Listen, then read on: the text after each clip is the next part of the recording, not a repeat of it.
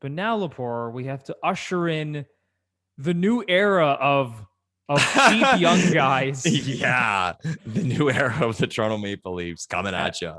And let's go over some of these names. So I want to start things off with Michael Bunting. Yes. Who I think is the most intriguing ad of everyone the Leafs signed in free agency. And there's a theme, and we'll get into that as we go through these names, just in terms of sort of the profile and the age and, the position that a lot of these new signings play. I mean, most of them are forwards. But with Michael Bunting, it's a 2-year deal for $950,000 a year. Yeah. He's coming from the Arizona Coyotes organization, and he doesn't have a ton of NHL experience. Like, this guy has only played 26 games in the NHL, so 21 of those came last year. He scored 10 goals. 3 assists, but 10 goals. That jumped out at me for sure. Yep, yeah. 10 goals in 21 games. His shooting percentage was kind of high, and even Kyle Dubas in his post-free agency press conference was talking about that, saying that he pointed out his shooting percentage. Yeah, he did. He said his shooting percentage is going to come down. Like, we shouldn't expect him to light the lamp and score 30 goals or anything like that. But he also played 16 games in the AHL this past season, had 19 points in 16 games. Yeah, he's a stud in the AHL. 49 points in 58 games in the AHL in 2020.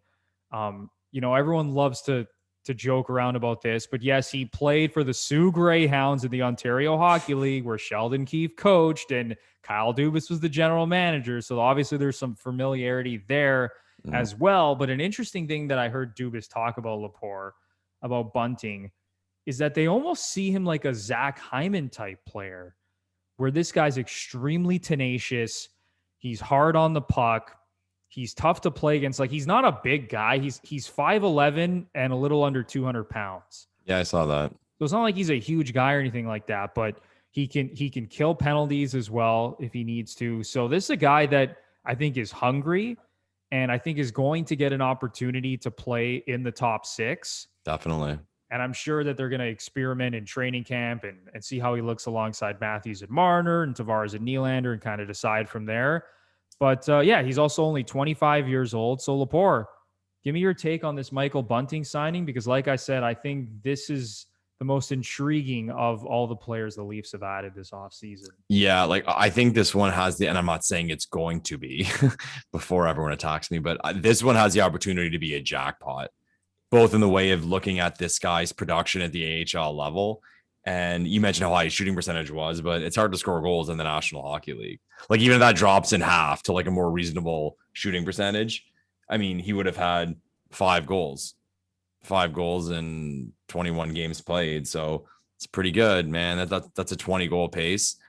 And also the second year. So it's not even one of those ones where, like, hey, he comes in, he does great, and we're going to lose him because he's going to go make more money somewhere else.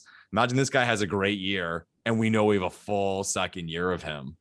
So I think this is a really, really good signing for the Leafs. Again, it's all about gambling. Like how I said earlier, what are you gambling here?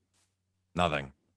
Like, or very little. I mean, or somebody else's money that's not mine, so I don't care, right?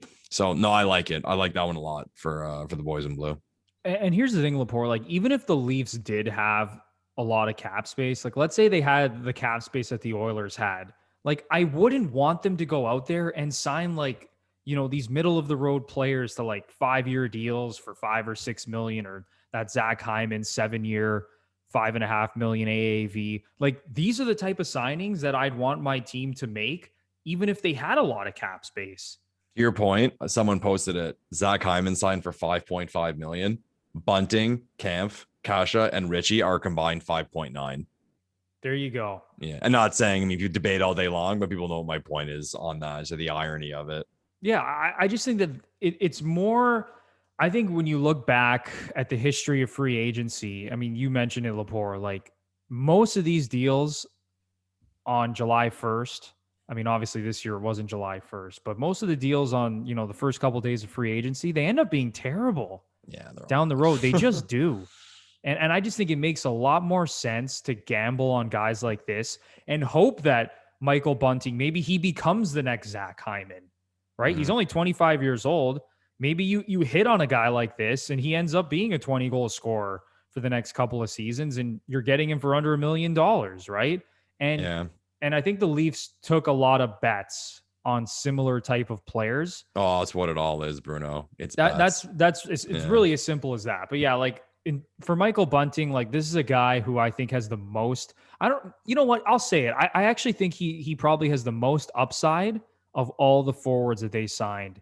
You this think season. like upside in the way of a signing or of an actual player? Like an actual player. Like I think this really? dude. I think this dude legit can be like a full-time member of the top six. Okay.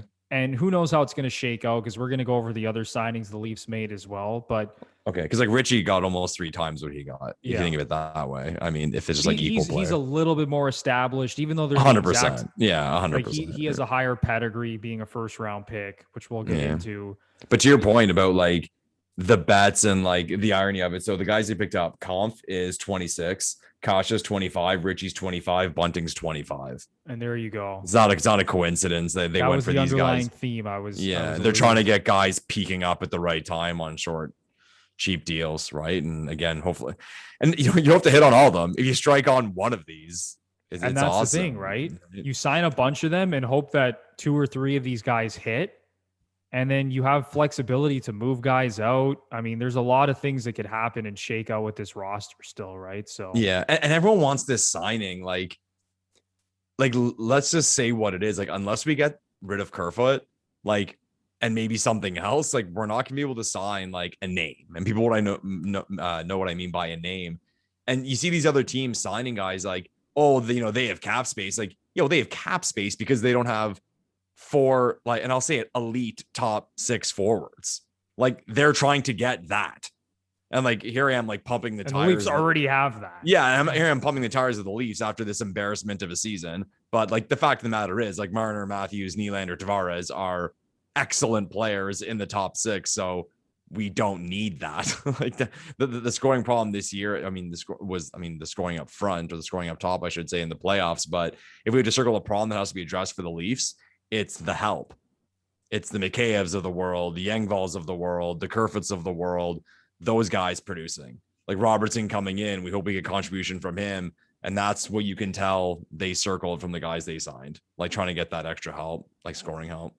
Yeah, it's really as simple as that. And like, I don't think Dubas and Keefe are going into the season being like, yeah, Bunting is going to play alongside Matthews and Marner, and Nick Ritchie's going to play alongside Tavares and Nylander. But what I do think is that they've given themselves a lot of options, and they're just going to be patient. And they're going to say, you know what? We signed all these guys for cheap contracts. We still obviously have Kerfoot and Mikheyev, and these guys are going to fight for jobs. Whoever plays well in training camp and whoever proves himself and whoever shows that they've taken their game to that next level, those players are going to get the first crack when it comes to playing alongside the core 4 in the top 6. I saw someone else made the comparison to kind of like what Florida did last year when they signed a lot of guys, like guys who really couldn't find their opportunity, and they flourished. I mean, and they're not all going to flourish, but again, it's good. You look at like Carter Verhaeghe, who was a former Leaf. Yeah. And then on the Florida Panthers, the guy's like almost at a point a game. Duclair had a great year. Duclair was a weird one because Duclair always put up points. I mean, there was the talk about the personal stuff, like Tortorella called him out that time, but like he got his deal now. But again, they took shots at guys who could play, and like there's a lot of talent out there. You just got to find it. You got to find it and get these guys in the right spot so they can produce. Yeah, well said, Lepore.